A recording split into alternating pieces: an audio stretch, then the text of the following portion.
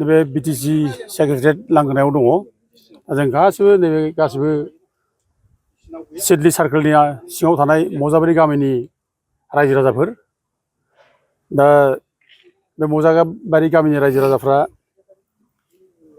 गावसिनि tribal belt ब्लकनि हाखौ गुबुन हारिजों सेजानायलाय जोङो बे हाखौ उद्धार खालामफिननो थाखाय जावले जावले सरकारनाव जोङो मेम'रेन्डाम होबाय थानाय जादों, धरनाबो होदों, आन्दलनबो खालामदों गोबाव समनिफ्रायनो।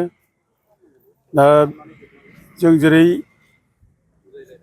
आसा खालामदोंमोन सरकारा जोंनो मावना होआखै। दा दिनैबो जोङो चिरां डिसिनाव हाबनाय जाबाय। चिरां डिसिनाव हाबनाय खार'ना जाहैबाय जे जों मोनसे मेम'रेन्डाम चिफ मिनिस्टारनो आरोबाव गांसे जों हरबावनो नागिरदों। नैबे जाहैबाय मेम'रेन्डाम थ्रु चिरां डिसि जों मेम'रेन्डामखौ हरनाय जाबाय।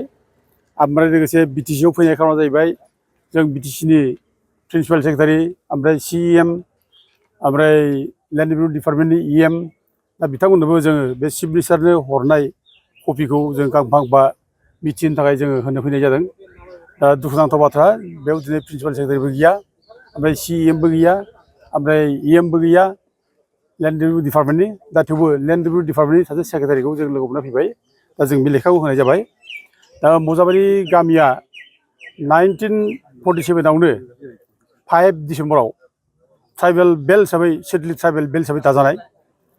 दा बे 5 डिसेम्बर 1947आव दा माने सिडली ट्राइबेल बेल्ट हिसाबै दाजाबाय जेब्ला, बिनि अखानायनिफ्राय बे जायगायाव खुनु नन प्रटेक्टेड क्लासनि मानसि नन ट्राइबेलफोर बेयाव हाबनानै थानो मोना, हाया। दा खिन्थु मजाबारि गामियाव 1969आव गुबुन हारिफ्रा बे जायगानि मानसिफोरखौ लासै लासैनो माने उपद्रब खालाम होखारनानै बे जायगायाव थाफैजोबदों। दा थानायलाय बे हाया दिनै बे गुबुन हारिनि आखायाव, नन प्रटेक्टेड क्लासनि आखायाव। दा जों बेनिखायनो बे हाखौ जों नांफिनगौ। जिहेतु Assam land revenue regulation act chapter 10 बादिब्ला ट्राइबेल बेल्ट ब्लकनि हायाव खुनु मानसियानो इलिगेल भाबै आवग्रिना लानो हाया। आरो बे हाखौ जों गोबाव समनिफ्रायनो आवग्रिना लाबाय। बे हायाव जोंहा डकुमेन्ट दंसै, लेखा दंसै होननानै बिसोरो मोननो हाया। मानोना गोबाव समनिफ्राय आवग्रिना लादोंब्लाबो, थादोंब्लाबो, बा इलिगेल भाबै बा खायदायै कौशलै मोनसे डकुमेन्ट जुदि बिसोर सोरजिनानै लादोंब्लाबो, मिउटेसन खालामना लादोंब्लाबो, दा बेखौ केन्सेल खालामनांगौसो।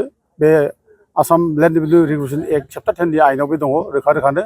बे 164 बियाव बुंदों जे जायफ्रा इलिगेल इनक्ल'जार्स बिसोरखौ होखारजोबनांगौ, आरो जायफ्रा बायदों, जायफ्रा फानदों, बे फानग्रा बायग्राफोरखौ एरेस्ट खालामनांगौ, आरो बिसोरखौ माने 6 मास जेल जोबनांगौ, आरो लोगोसे बिसोरखौ फाइनबो फोनांगौ, माने 1000 सासेयाव, बेबायदि मोनसे आयेन दङ। बेनिखायनो बे आयेनफोरखौ लानानै जों दिनै बे ट्राइबेल बेल्ट ब्लकनि मजाबारि गामिनि हाखौ जोङो नांफिनगौ होननानै बे रायजो राजाफ्रा गोबाव समनिफ्रायनो जोंजों ज' जनारि सरकार मोनसे लोगो लानानै खामानि मावबोदों। जों 2006निफ्रायनो जे बे खामानिखौ मावनानै दा चिरां डिसिनावबो जोङो कमप्लेन होदों। दा चिरां डिसिया फार्स्टआव बे हाखौ बिसार खालामनो थाखाय जे गावनि एक्जिकिउटिभ अफिसारखौ दायथ' होदों, संगिता बेदी होननाय एक्जिकिउटिभ अफिसार। दा बेखौ दायथ' होनायाव एक्जिकिउटिभ अफिसाराबो बेखौ नायबिजिरदों। दा नायबिजिरनानै बे हायाव सोर आवग्रिदों, सोरनि हाखौ सोर आवग्रिदों, बे रेकर्डआव रोखा रोखा दङ। सार्कोल अफिसारनि रेकर्डआवबो रोखा रोखा दङ। सोरनि हाखौ सोर आवग्रिदों बे गासिबो रेकर्डआव नुजोबो। दा बिसोर चिरांनि जायनाखि एक्जिकिउटिभ अफिसारनि जायनाखि बिसार खालामनाय, बे बिसार खालामनायावबो रोखा रोखा बुंनाय जादों बे हाया बर'फोरनि, बर'फ्रानो बे हायाव दासिमबो खाजोना होनानै दङ। फिसा लेन्ड हल्डिं दङ फिसा, ओमफ्राय खाजोना रसिद दाबो दङ, स्टिल दाबो फिसा दङ। बे हाया दाबो ट्रेन्सफार जायाखै। दा गथे बेफोरखौ बे बिसाराव लिरना होनाय जादों। दा हावेभार जिहेथु माने हानि साबजेक्टआ बिटिसिआवसो, आरो बिटिसिआनो बेखौ थाबैनो माने बिसार खालामना होनांगौ होननानै बिसोर बिटिसिआव लिरना हरदों। दा बे हिसाबै जों बिटिसिआवबो जों जावले जावले बिटिसिखौ नाख्रेबबाय थादों, नारसिनबाय थादों। बिटिसिखौ बुंबाय थादों, बिटिसिआ मावनो होननानै बुंदों।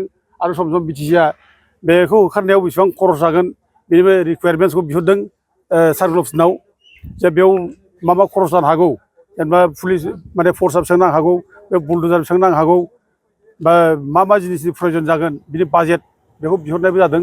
खिन्थु बेबायदि खालाम गोबाव जाबाय। गोबाव जानायखाय माने खामानिया ओरैनो पेन्डिं जाबाय। थेवबो जोङो सानदोंमोन जे बेखौ माने बिटिसिआ होखारगोन, जिहेतु लेन्ड साबजेक्टआ जिहेतु एक्सक्लुसिभलि बिटिसिनि आखायावनो, बिटिसिआनो होखारनांगौ। बिटिसिआनो मावनो हानांगौ आरो जोङो बिटिसिखौ जोंनि माने दादों बिटिसिआ जोंनि सरखार आरो बिटिसिआ जोंनि थैजों बानायनाय बे जोंनि थैजों बानायनाय बिटिसिआ जोंनि हाखौ जुदि उद्धार खालामना होआब्ला सोर मावनो ओंखायनो बे ट्राइबेल बेल्ट हाया जों माने ट्राइबेलफोरनि हाखौ माने मोनफिननांगौ ट्राइबेल ब्लकनि हाया जोंनि आरो बेनो जोंनि रैखारि कबच बियो रैखाथिनि कबच दा बे रैखाथिनि कबच ट्राइबेल बेल्ट हाखौ जों गासिबो उद्धार खालामजोबनांगौ जों बेनिखायनो जों जावले जावले जों नारसिनबाय थादों आरो दिनैबो जों बेयाव फैदों रायजो राजाफोरखौ ज' लानानै आरो जों आसा खालामो बिथांमोना थाबैनो मावफुंनो हागोन आरो बेखौ मावाब्ला जोङो कर्टनि गेजेरावबो जों थांनाय जागोन कर्टनि गेजेरजोंबो न्यायखौ नागिरनाय जागोन आरो जों गणतान्त्रिक भाबै आन्दलननि बेब'स्थाखौ जोङो खालामनाय जागोन दा मोनसे दुखुनांथाव बाथ्राखौ आं दिनै मिथिनानै माबा मोनदों जे दिनै बिटिसिआव बर' अफिसारफ्रा दिनै गैलिया माने बिटिसिनि जेसेबां बर' अफिसार दंमोन बेफोर गैजोबलिया खोब दुखुनांथाव जाबाय माने दुखुनांथावा बेनो जे बिटिसिआ 6 सिडुलजों दाजानाय